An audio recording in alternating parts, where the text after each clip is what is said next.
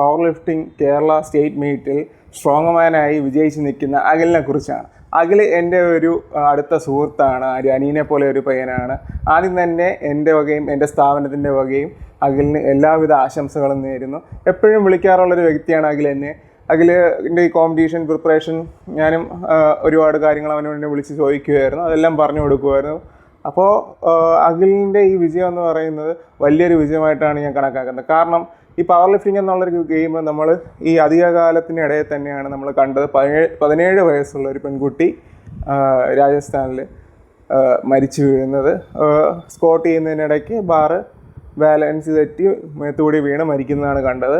അഖിലെന്ന് പറയുന്നത് കോളേജ് കാലഘട്ടത്തിൽ കുറേ സാമൂഹിക വിരുദ്ധരായ പാർട്ടി പ്രവർത്തകരുടെ കുത്തേറ്റ് മരണത്തെ കണ്ണുനേർക്ക് കണ്ട് മരണത്തോട് മല്ലിടിച്ച് ജീവന് വേണ്ടി ഒരുപാട് കഷ്ടപ്പെട്ട ഒരു വ്യക്തിയാണ് അഖിലെന്ന് പറയുന്നത്. അഖിലിൻ്റെ ഇന്നത്തെ വിജയം കഷ്ടപ്പെടുന്ന എല്ലാ വ്യക്തികളുടെയും ഒരു വിജയമായിട്ടാണ് കാണാൻ പറ്റുന്നത്. കാരണം എന്ന് വെച്ച് കഴിഞ്ഞാൽ അന്നത്തോടെ അഖിലിൻ്റെ സ്പോർട്സ് ലൈഫും പവർ ലിഫ്റ്റിംഗ് ലൈഫും ഒക്കെ തീർന്നെന്ന് വിചാരിച്ചാൽ അഖിലിനെ എപ്പോഴും കാണുമ്പോൾ അവൻ എന്നോട് സംസാരിക്കും, തിരിച്ചു വരണം, ഒരു കോമ്പറ്റീഷൻ ചെയ്യണം, വിജയിച്ച് കാണിക്കണം എന്നൊരു വാശി അവനിൽ എപ്പോഴും ഉണ്ടായിരുന്നു. കാരണം അവനൊരു പവർ ലിഫ്റ്റർ ആയിരുന്നു. അവന് ഈ ഒരു പവർ ലിഫ്റ്റിംഗ് സ്പോർട്സിനെയൊക്കെ അത്രയൊക്കെ സ്നേഹിക്കുന്ന ഒരു വ്യക്തിയാണ്.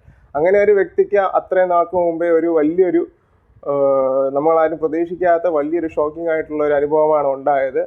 എന്തായാലും ഇപ്പോൾ വളരെയധികം സന്തോഷം തോന്നുന്നു. വിജയത്തിൻ്റെ ഒരു മുൾമുക്കിൽ വന്ന് നിൽക്കുന്ന അഖിലിനെ എല്ലാവിധ ആശംസകളും നേരുന്നു. അതുപോലെ തന്നെ ജീവിതത്തിലും എല്ലാ നേട്ടങ്ങളും അവന് കൈവരിക്കട്ടെ എന്നുള്ളൊരു പ്രാർത്ഥനയും എല്ലാം ഉണ്ടാകുന്നു.